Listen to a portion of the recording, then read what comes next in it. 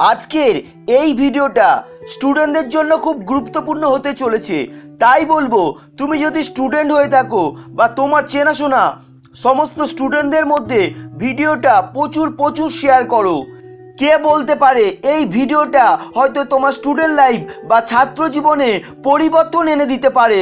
তাই বলবো, ভিডিওটা এক সেকেন্ডও মিস না করে পুরো ভিডিওটি মনোযোগ সহকারে দেখতে থাকো। আর ভিডিওটি শুরু করার আগে আমার একটা রিকোয়েস্ট, আমার এই ভিডিওটা যদি তোমার কোনো উপকারে লাগে তাহলে আমার চ্যানেলটি সাবস্ক্রাইব করে বেল বাজিয়ে দিও, তাহলে এই রকম ভালো ভিডিও তোমার মোবাইলে প্রথম পাবে। চলো আর দেরি না করে শুরু করা যাক। প্রথমে বলবো, আমরা স্টুডেন্টরা যখন পড়তে বসি একটু পড়ার পর মনে হয় আজ থাক, কাল থেকে পড়াশোনা করব। আজ টিভিতে ভালো একটা সিনেমা দিয়েছে, ওটাই দেখি, কাল থেকে পড়বো। আজ খুব ঘুম পাচ্ছে। পড়তে বসলে হঠাৎ তোমার ফোনে একটা ফেসবুক হোয়াটসঅ্যাপে মেসেজ চলে এলো, তুমি মোবাইলে চ্যাট করতে শুরু করলে। হঠাৎ বইটাকে বন্ধ করে দিয়ে বললে আজ থাক, কাল থেকে অবশ্যই পড়বো। এভাবে কাল করতে করতে বন্ধু দেখবে কবে যে তোমার পরীক্ষা চলে আসবে তুমি নিজে বুঝতে পারবে না। আর তখন ভাববে, আমি যদি একটু মন দিয়ে পড়াশোনা করতাম, আমি কিভাবে আমার পুরো সিলেবাস শেষ করব, এই ভেবে তুমি টেনশন করতে শুরু করবে। শোনো বন্ধু, একটা কথা বলি, তোমার জন্য আর পরীক্ষা তো পিছিয়ে যাবে না। পরীক্ষা যে ডেটে হওয়ার কথা ছিল সেই ডেটেই পরীক্ষা হবে।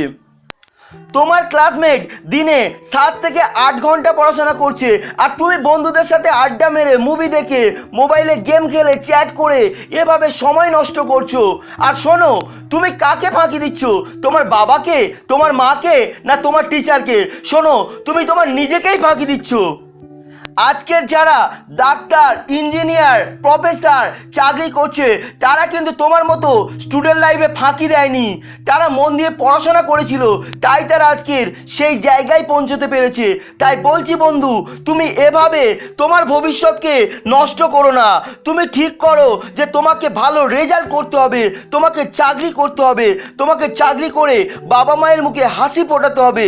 আর বইটাকে বন্ধু বানাও আর মন দিয়ে পড়াশোনা করা শুরু করো, দেখবে তোমার ভালো রেজাল্ট হবেই।